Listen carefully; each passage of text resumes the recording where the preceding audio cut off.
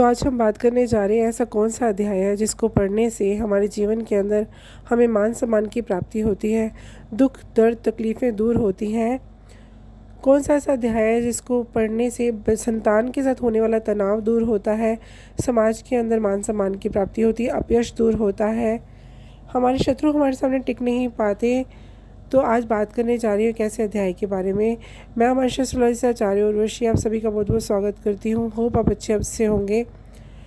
तो बात करने जा रही हूँ दुर्गा सप्तशती के 12वें अध्याय के बारे में। जी हाँ, अगर आपके जीवन के अंदर तरह तरह की परेशानियाँ आ गई हैं, संतान के साथ विवाद हो रहा है, आपके मान सम्मान पर ठेस पहुँच रही है, अपयश मिल रहा है, अपमान हो रहा है, धन की कमी हो रही है, आप तरह तरह के विवादों में उलझ गए हैं, शत्रु आपके ऊपर हावी हो रहे हैं, तो इस एक अध्याय को करने से आपके जीवन की कितनी ही परेशानियां दूर होंगी। आप ताकत से भरपूर हो जाएंगे, आपके अंदर आत्मविश्वास बढ़ेगा, आपकी धन की कमी दूर होगी, आपको चोरों का भय नहीं सताएगा, आपको शत्रुओं का भय नहीं सताएगा। माँ दुर्गा की आराधना करने के लिए जब हम 12वें अध्याय की स्तुति करते हैं तो हमें अनेक परेशानियों से मुक्ति मिलती है। माँ स्वयं हमारी रक्षा करना शुरू कर देती हैं, रोगों से मुक्ति मिलती है। इस अध्याय का पाठ करना असीम लाभकारी है। तो आज बताने जा रहे हैं कैसे दुर्गा सप्तशती के 12वें अध्याय के पाठ से भक्तों की संकटों और विपत्तियों से रक्षा होती है, बाधाएं दूर होती हैं, भय और रोग से मुक्ति मिलती है। यूँ तो माँ दुर्गा की दुर्गा सप्तशती के सभी अध्यायों का पाठ करना शुभ फलदायी रहता है, लेकिन आज हम बात करने जा रहे हैं खास 12वें अध्याय के बारे में। जिस घर में रोज़ाना 12वें अध्याय का पाठ किया जाता है उस घर को माँ कभी छोड़ती नहीं है, माँ का आशीर्वाद बना रहता है उस घर पे। तो रोज़ाना इस पाठ को रीड कीजिए। इसको पढ़ने से हमारे जीवन के अंदर अनेकानेक संकट दूर होंगे और क्या क्या सावधानी रखनी चाहिए ये मैं आपको बताने जा रही हूँ। सर्वप्रथम तो आप शुद्ध होकर के इसे पढ़िए। रोज़ सुबह नहाने के बाद आप इस पाठ को पढ़ना आरंभ कीजिए, 12वें अध्याय को आप रीड कीजिए। नवरात्रि में काफ़ी शुभ फल इसके प्राप्त होते हैं, लेकिन अगर आपके जीवन के अंदर संकट है, परेशानियां हैं, तो आप कभी भी इस पाठ का आरंभ कर सकते हैं। लेकिन इसकी सावधानी यही है कि आपको सुबह नहाने के बाद इसको पढ़ना है। दुर्गा सप्तशती का पाठ 3 प्रकार से किया जाता है। पहला तेज़ आवाज़ में बोलकर, इसके बाद मंद स्वर में जिससे केवल होठ के भीतर तक आवाज़ सीमित रहे, और तीसरे प्रकार में पाठ मन ही मन में किया जाता है जिसे होठ भी नहीं हिलते। इन तीनों में सबसे पहले वाला तरीका उत्तम माना गया है। सप्तशती का पाठ करते समय हमें ध्यान रखना है कि लिखे मंत्रों का अर्थ भली भांति हमें समझ आना चाहिए। इस पाठ को समझते हुए उसके अर्थ को जानते हुए पाठ करें। कभी भी दुर्गा सप्तशती के मंत्रों का मतलब समझे बगैर पाठ नहीं करना चाहिए, इससे आपको पाठ के पूर्ण फल की प्राप्ति नहीं होगी। शब्दों का उच्चारण स्पष्ट होना चाहिए। पाठ करते समय आवश्यक होता है कि शब्दों का उच्चारण सही और स्पष्ट हो।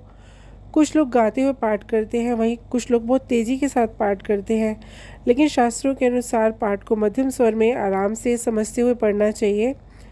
शास्त्रों में शब्दों को दबाकर या फिर बिना उसके अर्थ को जाने पढ़ना निषेध बताया गया है। सही प्रकार से पाठ करने से माँ भगवती आप पर प्रसन्न होती है और अपनी कृपा बरसाती है।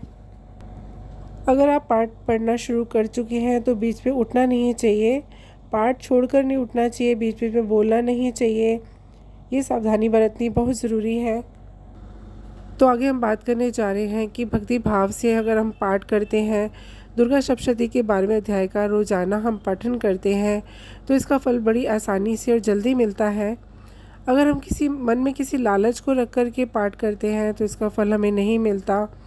अगर हम राहु शनि मंगल से हमें लगातार बुरे फल मिल रहे हैं, हम ग्रहों के अशुभ फलों से ग्रसित हैं, परेशान हैं, हमारे जीवन के अंदर से क्लेश ख़त्म नहीं हो रहे, एक परेशानी जाती है दूसरी आती है। हर प्रकार की चिंता को मिटाने के लिए, मानसिक विकारों की वजह से आ रही अड़चनों को दूर करने के लिए, मन को सही दिशा पर ले जाने के लिए, जो चेतना खो गई है उसे एकत्र करने के लिए, मुकदमे झगड़े आदि में विजय पाने के लिए आप ये पाठ कीजिए। अगर आप पर किसी ने झूठा आरोप लगा दिया है, दोषारोपण कर दिया है, तो आप उससे मुक्त होंगे।